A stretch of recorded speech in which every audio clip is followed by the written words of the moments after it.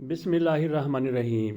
آپ کے سامنے پیش کرتے ہیں ساجد خان کی عمدہ تحریر اب اس قدر بھی نہ چاہو کہ دم نکل جائے۔ 23 اپریل 2023 روزنامہ جنگ۔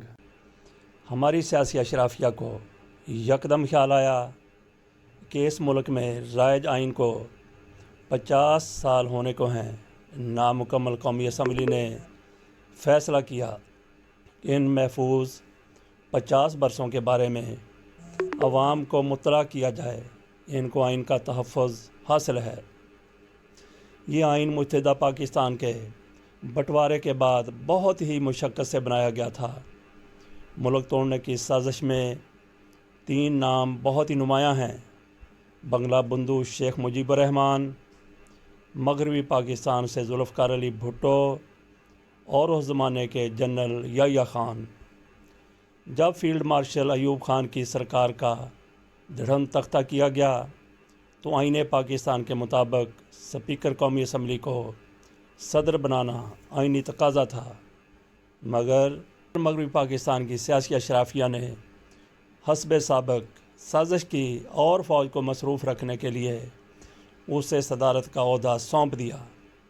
پہلے تو آج کل کی طرح انتخابات کو ٹالنے کی کوشش کی گئی، پھر آئین کو عزت دینے کے لیے انتخابات کروا دیے گئے۔ مشرقی پاکستان میں شیخ مجیب الرحمن کی جماعت نے مکمل کامیابی حاصل کی اور مغربی پاکستان میں ذوالفقار علی بھٹو کی جماعت نے خاصی بڑی حیثیت میں فتح پائی، مگر متحدہ پاکستان کی اسمبلی کا اجلاس نہ ہو سکا۔ بھارت کی مداخلت سے ملک ٹوٹ گیا۔ تقریباً 1 سال پہلے کی بات ہے جب سابق وزیر اعظم عمران خان کو یہ اعزاز حاصل ہوا کہ وہ منتخب وزیر اعظم تھے اور ان کے خلاف عدم اعتماد ہوا، جو جمہوریت کے ماتھے کا جھومر ہے۔ عمران خان کے خلاف عدم اعتماد میں چونکہ زیادہ نمایاں کردار سابق سپہ سالار عمران خان کے خلاف عدم اعتماد میں چونکہ زیادہ نمایاں کردار سابق سپہ سالار جنرل باجوہ دکھائی دیا، چنانچہ ہماری افواج کو عوام میں تنقید کا سامنا ہے۔ سابق کپتان اور وزیر اعظم عمران خان نے بڑے حوصلے سے عدم اعتماد کو قبول کیا اور تاریخی جملہ کہا، ان کے مخالفوں میں کوئی رہ تو نہیں گیا۔ ان کی جماعت نے قومی اسمبلی سے استعفیٰ دے دیا اور ملک بھر میں انتخابات کا نعرہ مستانہ لگایا۔ پھر بھانمتی کا کنبہ، جو عرف عام میں پی ڈی ایم کہلاتا ہے، اس کی سرکار نے نامکمل قومی اسمبلی سے اپنی پسند اور اپنے مفاد کے مطابق قوانین میں ترمیم کی اور ملک میں جاری احتساب کو ختم کر دیا۔ ملک کی معیشت کو داؤ پر لگا دیا۔ ہمارا مہربان ملک امریکہ اس کار خیر میں حصہ دار بھی بنا۔ جنرل ریٹائرڈ باجوہ اس مخلوط سرکار کے ہم نوالا اور ہم پیالہ رہے، تاہم سیاسی اشرافیہ ان کو مزید برداشت کرنے پر تیار نہ ہوئی اور وہ ملک کی سیاست اور معیشت کو داؤ پر لگا کر رخصت ہو گئے۔ جنرل ریٹائرڈ باجوہ کا یہ بھی دعویٰ ہے کہ انہوں نے عمران خان کو وزیر اعظم بنوایا۔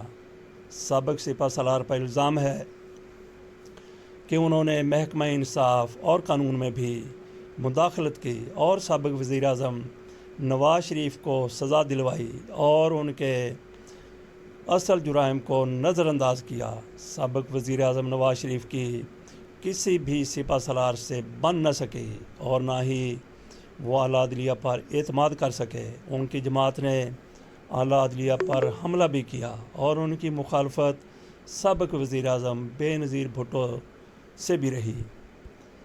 جب جنرل مشرف میاں نواز شریف کو ہٹا کر صدر بنے تو ان کو امریکہ کی آشیرواد حاصل نہ تھی۔ امریکہ نواز شریف کا حامی تھا اور اس نے سعودی عرب کی مداخلت سے میاں نواز شریف کو جلا وطن کروایا۔ امریکہ پاکستان میں جمہوریت کو اپنے لیے خطرہ محسوس کرتا تھا اور کرتا ہے۔ پاکستان میں عوام اور جمہوریت کے خلاف سب سے بڑا کردار امریکہ کا ہے۔ اب امریکی اپنے ملک میں اپنی افواج سے آزادی حاصل کرنے کی کوشش کر رہے ہیں۔ 2018 کے انتخابات کے بعد دنیا بھر میں کووڈ کی وبا نے بہت ہی ادھم مچایا۔ چین یہاں پر سب سے پہلے اس وبا نے حملہ کیا۔ اس کی معیشت کو برباد کرنے کی کوشش کا الزام امریکہ پر لگایا جاتا ہے۔ پاکستان میں عمران خان نے بڑی حکمت عملی سے اس وبا کا مقابلہ کیا اور ملک کی معیشت تباہ نہ ہونے دی۔ اس زمانے میں سی پیک منصوبہ عروج پر تھا۔ وبا کی وجہ سے سی پیک منصوبہ بھی متاثر ہوا اور امریکہ بھی یہ چاہتا تھا۔ عمران خان نے چین پر واضح کر دیا کہ وہ امریکہ پر اعتماد نہیں کرتا۔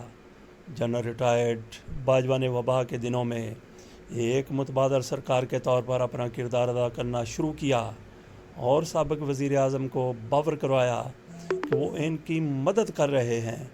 عمران خان ان کے جھانسے میں آ گیا اور پھر چند دنوں کے بعد ہی ان کا نشانہ بھی بن گیا۔ جنرل ریٹائرڈ باجوہ کے اقدامات کی وجہ سے عسکری اداروں کی کارکردگی بھی متاثر ہوئی۔ دوسری طرف ہماری خود ساختہ حزب مخالف ملک سے فرار رہی اور اسمبلی کو یکسوئی سے کام کرنے کا موقع بھی نہ دیا۔ اس میں بڑا کردار سابق صدر آصف علی زرداری اور وزیر اعظم شہباز شریف کا رہا۔ آج بھی یہ لوگ ہی انتخابات سے گھبرا رہے ہیں۔ آئین پاکستان کے 50 سال مکمل ہونے پر سیاست کی بلی جمہوریت کے تھیلے سے باہر آ چکی ہے۔ پی ڈی ایم کی مخلوط سرکار انتخابات سے فرار چاہتی ہے کہ ان کو اپنی شکست صاف نظر آ رہی ہے۔ پہلے پہل تو انہوں نے الیکشن کمیشن کو استعمال کیا، دکھاوے کے چند انتخابات بھی کروائے، مگر عوام ان سے متنفر ہو چکے ہیں۔ پھر میدان میں بلاول بھٹو اور دھی رانی مریم نواز صفدر کو اتارا گیا، وہ بھی بس نمائشی سیاست کرتے رہے۔ پاکستان کی بقا صرف اور صرف اس وقت انتخابات میں ہے۔ اس وقت قومی اسمبلی میں جو نٹ کھیلا جا رہا ہے، پاکستان کی بقا صرف اور صرف اس وقت انتخابات میں ہے۔ اس وقت قومی اسمبلی میں جو نٹ کھیلا جا رہا ہے وہ عوام دوست نہیں ہے۔ اس کے لیے عرض ہے، ناکامیوں کو فتح و ظفر کہہ دیا، نادانیوں کو علم و ہنر کہہ دیا گیا، درباریوں سے جھوٹ کا بازار سج گیا اور دن کو رات شب کو سحر کہہ دیا۔ ہماری معیشت کی بحالی کی تان آئی ایم ایف پر ٹوٹتی ہے۔ ہم اس کے بغیر بھی زندہ ہیں۔ اگر ہماری قسمت نہ خراب ہو تو علیحدہ بات ہے، ورنہ ملک بدلتا جا رہا ہے۔ بس اہم قومی اداروں سے درخواست ہے، عزیز اتنا ہی رکھو کہ جی سنبھل جائے۔